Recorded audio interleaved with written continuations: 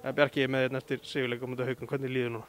Bara rosalega vel, bara rosalega stoltur af strákunum og frábær frammistaða hér í 40 mínútur. Við náðum að halda haus í gegnum erfiðan tíma í leiknum og brotnuðum ekki og bara heldum áfram. Þetta Haukalið er bara stórkostlega vel mannað og Sæbjörn hefur að gera góða hluti með það. Við getum mjög illa að ráða við Bertóni á löngu köflum leiksins og hann svona þegar hann var ekki að skora þá var hann að opna fyrir aðra. Við náðum í tvígang alveg bara mjög miklu fórskoti, 17 stigum og svo 21 stigi. Af hverju, þú veist, hvernig komast Haukar aftur inn í leikinn? Já, við svona kannski svolítið missum líka einbeitinguna og ætlum kannski að fara að gera hlutunum svolítið mikið sjálfir. Þeir náttúrulega skelltu sig líka í svæðisvörn hann í fjórða leikluta sem okkur gekk svona illa að ráða við. Við vorum svolítið farinir að vera hræddir við að tapa þessum leik í staðan fyrir alltaf að vinna hann. Og svona gömul klísja sko, en við vorum svolítið staðir og hættir að ráðast á svæðið. Og það svona hófst í lokin, Gí kom með góða körfur og Sörda kom með góða körfur og Didrik stjórnaði þessu vel. Það var fínt að sjá hvernig þú svona svæðisvörn getur riðlað þínu uppleggi sóknarlega. Já, þetta er bara fínt og eitthvað sem við getum bætt okkur í. Við höfum verið sterkir á móti svæðisvörn í vetur. Hún hefur ekki valdið okkur miklu vandræðum. Við erum bara með það góða skittur í liðinu, getum teygt vel á henni.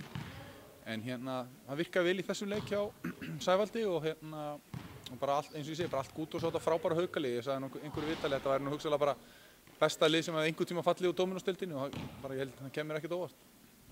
Við þurftum að fá sigur úr þessu leik þess að komast í úrslitakeppni. Hvernig var að mótið vera liðið fyrir það? Það var ekki flókið. Þeir voru allir bara mjög spenntir og einbeittir af verkefninu og stóðu sig bara stórkostlega hér í dag. Fyrir leiki gegn Þór Þorláksson þá kannski alveg spurning hvernig framhaldið yrði en svo vinnum við það leik og nú er raunin að við endum í 7. sæti. Hvernig líst þér á einvígi á móti Þorláksson? Já, mér líst betur á einvígi á móti Þorláksson en Keflavík.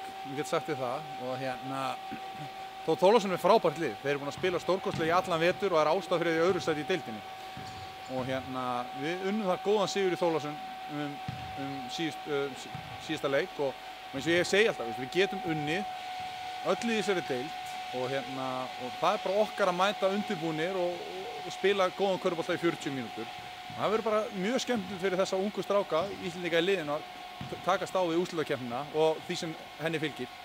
Hjálpar það eitthvað að hafa unnið Þorláksson í síðasta leik?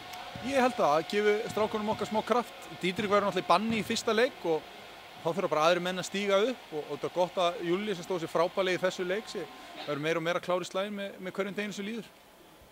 Þú skrifar undir samning í dag og það er allavega tilkynnt að þú hefur skrifað undir samning. Af hverju gerir það?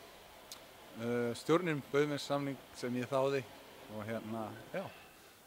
og Jón Ingi verður með mér við hliðina á mér aftur á næsta ári og Daniel hverfur vonandi og þjálfar meistaraflokk kvenna og hann verður svona okkur innan handar áfram en við teljum að við myndum gott þjálfarateymi sem stenst núning á við hvaða þjálfarateymi sem er í þessari deild.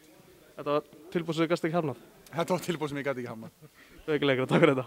Takk.